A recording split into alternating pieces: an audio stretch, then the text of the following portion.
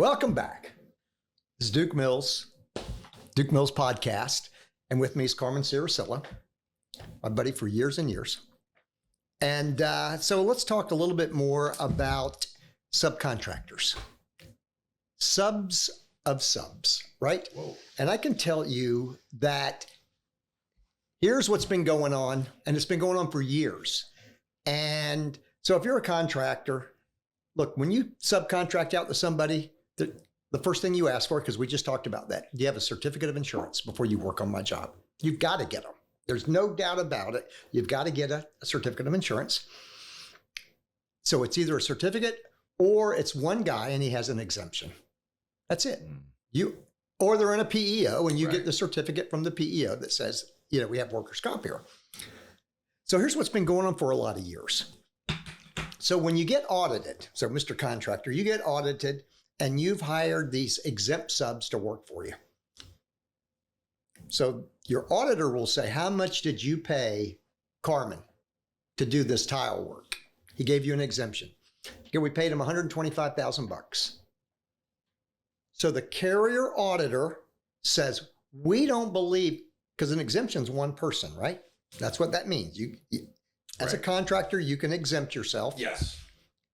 And they go, we don't believe, Carmen, you had one person. We believe you had to have helpers. So we're going to charge this contractor that hired you premium for you.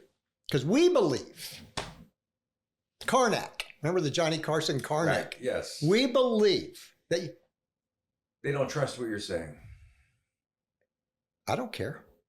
That's not what the statute says. The statute says you get a certificate or you get an exemption. Right. You as a carrier don't get the right to come up with this number that says we believe.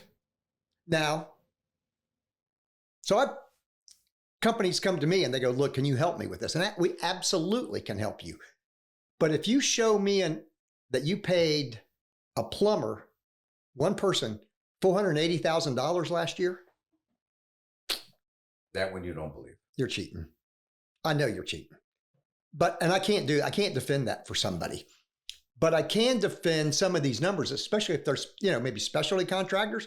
But it's not unusual if you're doing a lot of specialty tile work that they pay you $125,000. More importantly, the statute doesn't say there's a limit.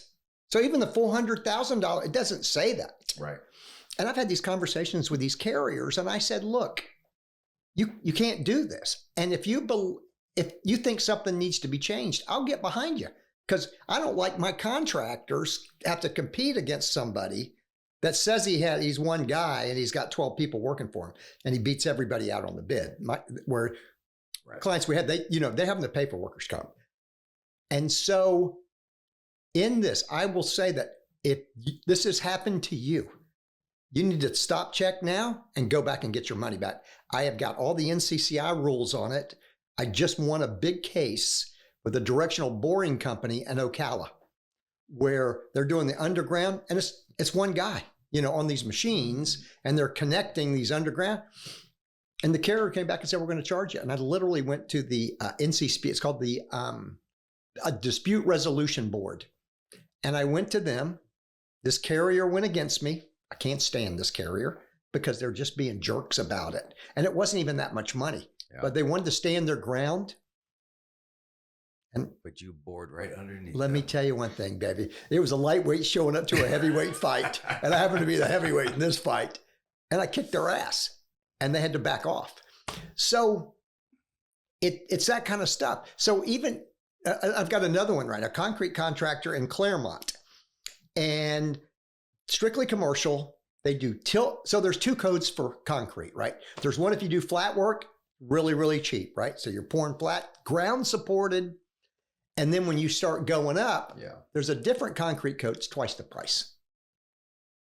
This carrier says, we're not going to allow you to use that flat concrete. And I'm going, they just poured this BJ's, those big grocery stores. A foundation. A foundation. There you go. And that's what it is. And they said, we won't allow that. They won't allow that code. So this particular company in Claremont. They won't allow the code? They won't allow the code. They won't allow the rate. They owe $109,000 on an audit. And guess I what's think it getting? seems like that's the most logical thing. It's right there. It's on the ground. It's flat. We have pictures of it. And We sent pictures to the carrier. What could be their argument, Duke? What could possibly be their argument? Because they think they can get away with it. They just want it. So they're just for the sake of trying. Look, I've already done all my homework on this stuff. We're taking them to the dispute resolution board. And you know what's too bad? Win record. It just so happens to be the same carrier I went against on the subcontractor. I already know. They're seeing my name showing up again, but it doesn't matter. They didn't know that before all this happened. But the fact is, they're just being bullies, and you know what? And they get away with it. And so, look, I had a conversation with one of their vice presidents. I go, I don't know how you compete in Florida because you're not employer friendly. So a lot of carriers, look, if there's a class code dispute, a lot of carriers go, look, it really is wrong, but we're going to have to change it next year. We're not going to go back and give you credit. They're going to leave because there's times that you were using the wrong class code. Let's just say you were using the wrong one and you should have used the more expensive one. There's a lot of carriers that'll go, look, don't worry about it. You've been with us a long time. We'll leave it. But next year, you're going to have to change the class code. Okay. So they're friendly. But these guys aren't being client friendly. So it's one of those things that, sometimes, a long relationship with a carrier can be good. It pays off. It pays off because they know you. And so when they're doing audits, and a lot of stuff, they'll just say, okay, but we'll fix it next year. So that's a good business partner. Right. So anyways, I'm going to stop right here. Huh.